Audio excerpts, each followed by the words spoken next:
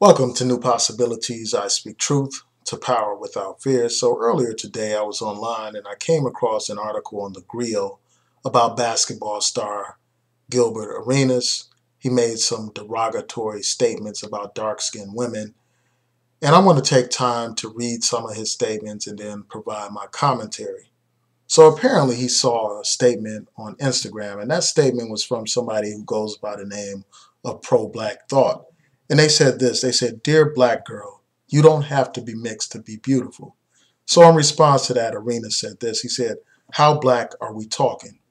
Then he goes on to say, not to be funny, but can you name a beautiful dark-skinned black woman? And then he goes on to say some derogatory things about Lupita Nyong'o, basically saying that she's cute when the lights are off. So in response to those statements and other derogatory statements about dark-skinned women, Arenas came under attack. A lot of people were lashing out, expressing outrage against what he had said about dark-skinned women. So in response, he eventually mustered up the nerve to basically offer a very weak apology. And while he was apologizing, he made some further derogatory statements about black women. He basically said, well, now that black women are mad at him, the price of black vagina is going to double for him, basically meaning it's going to be hard for him to get a black woman. And he also acknowledged that he was having a coon moment by making those derogatory statements about dark-skinned women. And I can't argue with that. I mean, he was definitely acting like a coon by saying bad things about dark-skinned women. And this is a brown-skinned man. You know, he's not light-skinned himself. So I think that for him to say derogatory things about dark-skinned women, it reflects a self-hatred. You know, it reflects self-hatred. That's what it does. Because you can't hate dark-skinned people without hating yourself if you're black. Because dark skin is a reflection of who we come from. It's a reflection of our African origins. And I think that a lot of times we have been programmed to hate our blackness. We have been programmed to hate our African features. We've been programmed to hate our dark skin, to hate our wide noses, to hate our full lips, to hate our curly, kinky hair. We've been taught to hate that.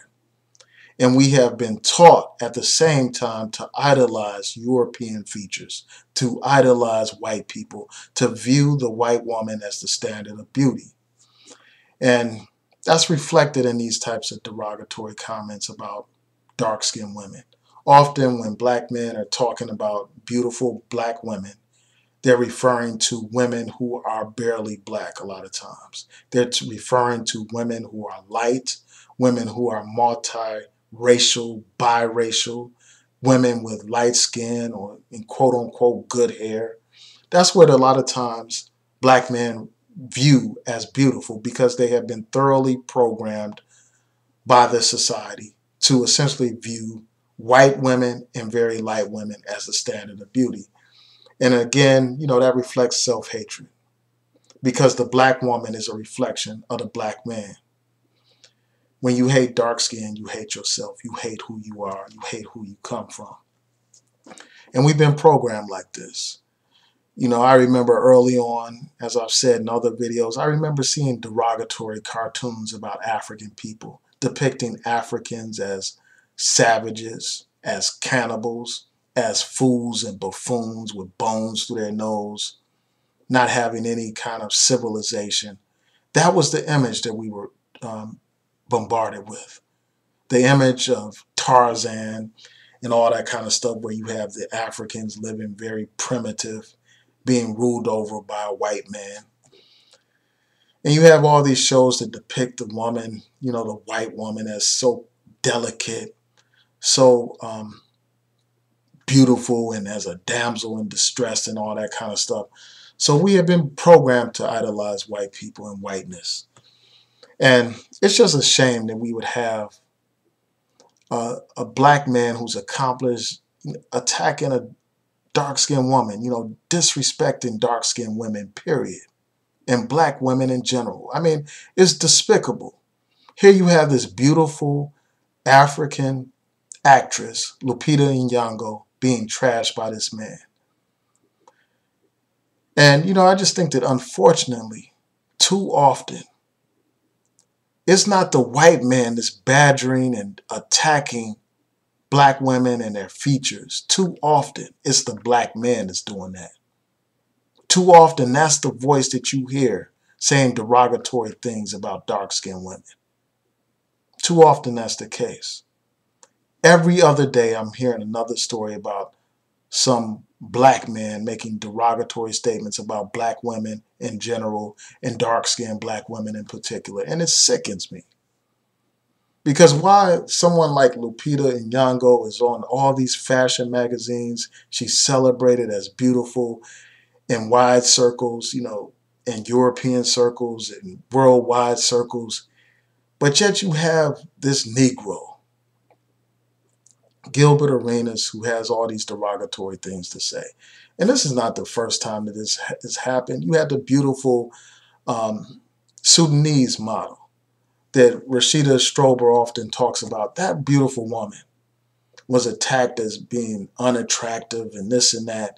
And while black people were beating down this woman, basically attacking her beauty, you had Europeans and Western people recognizing that woman's beauty. And it's a damn shame that that's how far things have got. That's how horrible things have gotten. It's like we have been so thoroughly programmed to hate ourselves, we can't even see the own beauty in our sisters. We got to go outside of ourselves to find beauty. And I think that that's sick. It's reflected in everything. It's reflected in the music that we listen to. You hear countless songs of these black rap artists degrading and attacking dark-skinned women, talking about a dark-skinned woman would look better red. And you hear that similar songs, all over the radio all the time. And not too long ago, as I mentioned in a prior video, you had a Senegalese model, a beautiful woman, dark-skinned model, taking photographs, and they were posted on social media. And in response to those photos, you had a misguided Negro basically say that that woman would look better if she was light-skinned. She would be beautiful if she was light-skinned. That's how much we have been taught to hate ourselves. And then you have the example of Kanye West, who a few months ago had, or I'm not sure exactly how long ago it was, but he had a casting call for one of his fashion shows. And he asked for mixed race women only, multiracial women only. And we know what that means. That means lighter skinned women. So this colorism is pervasive. And I even had a dialogue on one of these blog talk radio programs with somebody, and they were basically saying that these multiracial women are so beautiful, that black men are going to be more attracted to them than they are to their own black women. And then this same person who made this ridiculous statement had the nerve to say that colorism is not a problem. Man, our people are so lost, so confused. They lack a knowledge of self. They lack an appreciation of self. They lack love of self. And it's just a shame that this stuff still happens. I mean, back in Malcolm X's day, he said that the black woman was the least respected and protected in society. And it's a damn shame that that statement is more true today than it was during Malcolm X's lifetime. I don't recall reading books where you had black men bashing black women to the extent that you see today. It seems like every other day there's another one of these high-profile Negroes, high-profile coons attacking the sisters. And it's frankly disgusting. And I think it's about time for black women and black people to stop supporting these people who have no respect for black women or black people. So those are my thoughts. Tell me what you think. Please rate, comment, and subscribe. Peace.